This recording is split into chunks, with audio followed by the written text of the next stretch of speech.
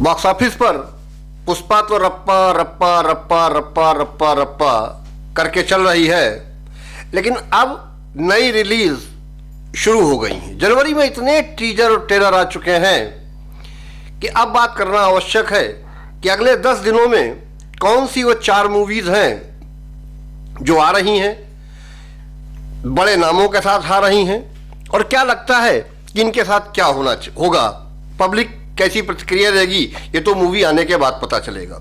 पहली मूवी जो फतेह, जो 10 जनवरी को रिलीज हो रही है, जिसके डायरेक्टर हैं सोनू सूद, यानी कि उनका डायरेक्टोरियल डेब्यू हो रहा है एक तरीके से।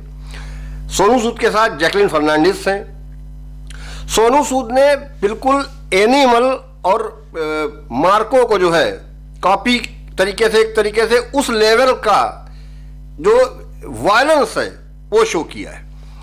अब दरअसल कहानी क्या होगी और कैसी होगी, क्या असर डालती है, वैसे तो खैर सोनू सूद गरीबों के मसीहा हैं, उस विषय पर बाद में बात करेंगे मूवी आने के बाद। फिलहाल इस मसीहा की इस मूवी का हश्र क्या होगा, यह बॉक्स ऑफिस पर 10 जनवरी को पता चलेगा जब इस मूवी को देखूंगा। हाँ, यह सच है कि सोनू सूद ने जो एक्शन इसमें दिखाया है भाई बहुत जबरदस्त है, उसमें कोई दो राय नहीं है, और वायलेंस भी अपने चरम पर है। यहां पर भी सोनू सूद ने कोई समझौता नहीं किया है, वो एनिमल और मार्को को भी पीछे छोड़ने के चक्कर में है। खैर, जो दूसरी मूवी रिलीज होने जा रही है वो है शंकर की डायरेक्टेड मूवी, जिसका नाम है गेम चेंजर, रामचरण और कियारा आडवाणी। यह मूवी बहुत बड़े बजट की है, और जैसा कि टीजर और ट्रेलर दोनों देखने के बाद एक चीज तो यह लगी, रामचरण अविश्वसनीय लगे, बहुत शानदार, बहुत जबरदस्त। कियारा का कितना बड़ा रोल होगा ये मूवी आने के बाद पता चलेगा। हाँ, एक कुछ चीजें जो ऐसी हैं कि जो शंकर का जो पिछला अगर हिसाब किताब देखा जाए तो शंकर की 3 मूवीज बहुत शानदार हैं। शंकर की अगर मूवीज की बात की जाए तो एक कमल हसन के साथ इनकी मूवी आई थी हिंदुस्तानी, बहुत जबरदस्त थी, जिसका पार्ट अभी इंडियन 2 आई थी, जिसका हस्र बॉक्स ऑफिस पर कितना बुरा हुआ ये आप सबने देखा है। एक मूवी नायक आई थी। इन दोनों की कहानी से मिलती जुलती ही कहानी कुछ इस मूवी की भी लग रही है, जिसका नाम है गेम चेंजर। अब गेम चेंजर में भी कुछ मिलती जुलती कहानी ही लग रही है।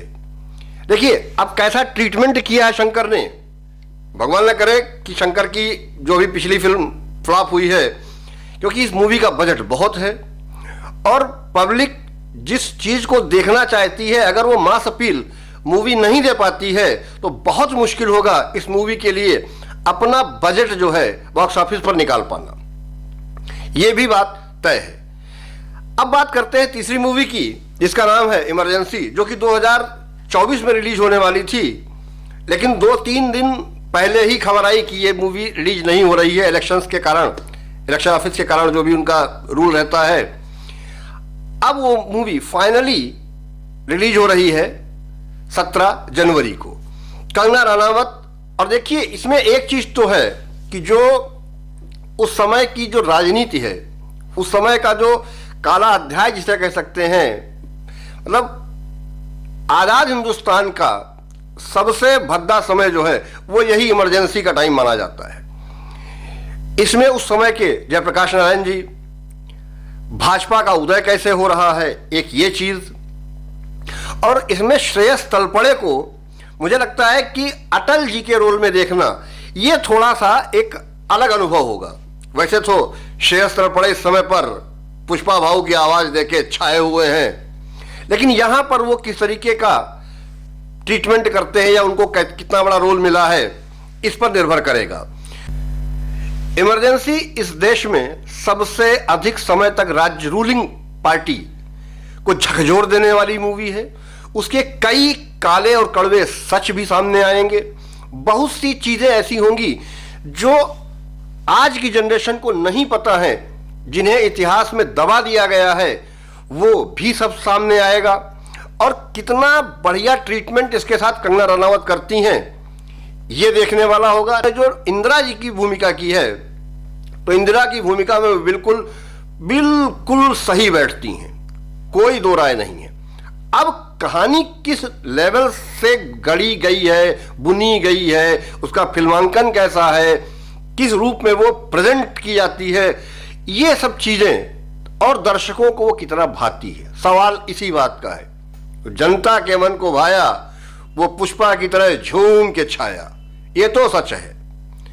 अब इसी समय एक मूवी और रिलीज हो रही है 17 जनवरी को, जिसके डायरेक्टर अभिषेक कपूर हैं। अभिषेक कपूर वही चंडीगढ़ करे आशिकी टाइप की जो मूवी बनाता है, लेफ्टिस्ट विंग का कमांडर कह सकते हैं आप इसको।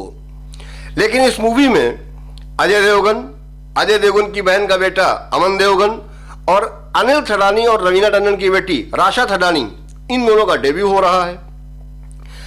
डायरेक्टर के बारे में कोई ज्यादा मुझे उम्मीदें हैं नहीं इससे, क्योंकि कुछ चीजें तो अब ये अलग चीज है कि कैसे लाते हैं, कुछ पॉजिटिव भी दिखाने की कोशिश की है, लेकिन वही सामंती प्रथा, सामंतवादी प्रथा, ठाकुर जमींदार, वो 400 गुलाम मांग रहे हैं, 600 गुलाम मांग रहे हैं और दिए दे रहे हैं।